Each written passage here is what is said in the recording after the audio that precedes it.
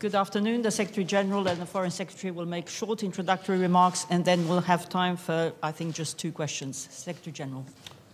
Foreign Secretary Johnson, my friend Boris, welcome to the NATO headquarters, and it's really a pleasure to meet you today here, and thank you also for updating me on the latest developments in the Salisbury investigation. The attacks in Salisbury was the first use of a nerve agent on alliance territory. It showed a total disrespect for human lives, and the attack was an unacceptable breach of international norms and rules. NATO allies have been united in condemning this attack, and they have offered their support to the ongoing investigation. Russia's response so far has demonstrated a clear disregard for international peace and security. We continue to call on Russia to provide complete disclosure of the Novichok program to the Organization for the Prohibition of Chemical Weapons. And we welcome the UK's cooperation with the OPCW in the investigation of this horrendous attack. The attack in Salisbury comes at the background of a pattern of reckless behavior of Russia. And NATO is responding to this pattern of behavior. We have seen the illegal annexation of Crimea, violating the sovereignty and the territorial integrity of Ukraine. We have seen Russia's continuous efforts to destabilize eastern Ukraine.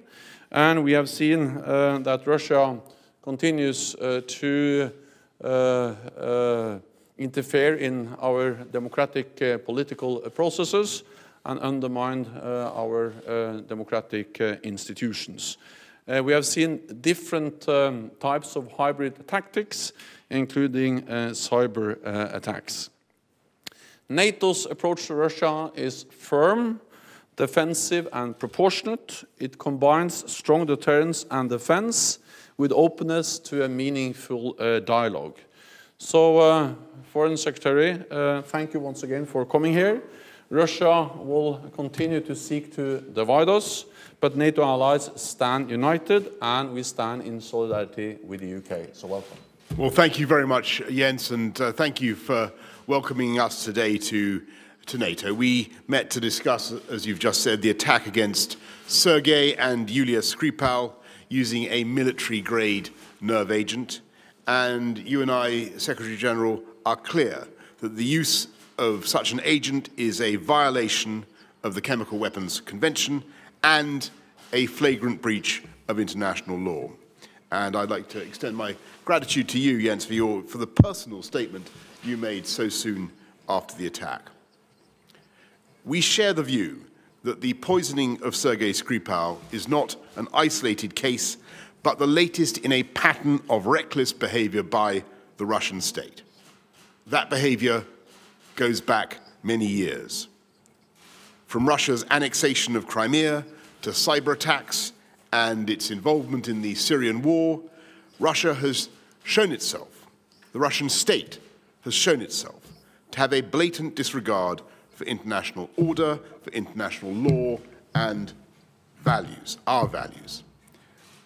Those values sit at the heart of NATO and everything that we do, which is why our NATO allies have shown such strong and undivided support. The North Atlantic Council statement issued last week is a clear, powerful statement of political support and demonstrates NATO's unity, capability and determination to respond to the challenges that we face together. We stand united in the face of adversity, be it in response to the attack in Salisbury or the threat to any NATO ally, which is the founding principle of this organization. Thank you. Okay, we've got the BBC lady in the pink coat. Secretary General Natalie Higgins, BBC. What practical, concrete steps is NATO willing to take now to put further pressure on Russia in the wake of the Salisbury attack? actions over deeds. And Foreign Secretary, what action of this kind have you requested from your European and NATO allies? And secondly, if I may, on Brexit, as one of our most eminent Brexiteers, isn't the case that today's agreement is once again an example of the UK side making concessions in order for this to move forward? Well, we have expressed strong political support to the United Kingdom, and that is important because it shows that all 29 NATO allies stand united. We stand in solidarity with the United Kingdom, and the UK is not alone. We are responding as an alliance. Second, NATO allies offered immediately after the attack support to the ongoing investigation, if so requested by the UK. UK has world-class expertise, capabilities to deal with that, with these kind of investigations themselves. But if there is a request, NATO allies are ready to provide support. And thirdly, and that's perhaps the most important role of NATO, is that NATO is responding to this pattern of reckless behavior by Russia, which we have seen over many years.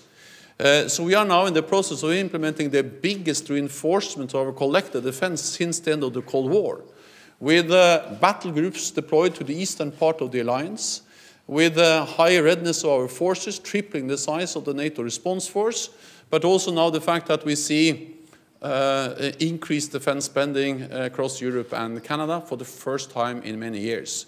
So NATO is responding to a Russia which is responsible for aggressive actions in Crimea, which is responsible for reckless behavior in many cases, and the attack in Salisbury takes place also on the background of this reckless behavior we have seen over a long period of time, and NATO is responding to that. Thanks, Jens. Well, I just want to say on the reaction of the world and all our friends and allies, it really is very striking, the contrast between the powerful statements of support that the UK is getting today and over the last few days, with the much more muted reaction you saw 12 years ago after the death of Alexander Litvinenko. And I think there's a reason for that, and it is that across so many parts of the world, we are seeing, there are countries who directly or indirectly have experience now of disruptive or malign Russian behavior. And that's why what we're doing now is working with our friends and partners on all sorts of measures, tackling cyber warfare, intelligence sharing to do that. Working together, we discussed this in the EU just now, working to tackle disinformation that comes from Russia, a lot of the fake news that's pumped out. Tackling hybrid warfare, as Jens has just said, one of the key things that NATO now has to consider. And of course, looking at how we go after the money that may or may not have been, well, very likely has been corruptly or illicitly obtained. And of course, we in the UK now have powers to do that since the Criminal Finance Act of last year. There are ways of taking money away, unexplained wealth orders that we can put in place. And those can be done and are being done now in concert with our friends and partners around the world, many of them in NATO. So that is the work that is going on now. On Brexit, all I can say is that, I can't remember what your question was. It's all going, there's a great step forward in the negotiation. How about that? Will that do as an answer? I think things are going extremely well. And okay. The same question for both of you. Foreign Secretary, you today had a meeting with the EU where they unconditionally expressed their solidarity. From your perspective, what would be the best way forward for the EU and the UK and NATO to do something together to increase the pressure on Russia? Well, thanks. I mean, a chance for me to repeat, if I may, the last answer, which is, there are things we can and must do together. Tackling disinformation from Russia, and the UK has been helping to fund that at an EU level.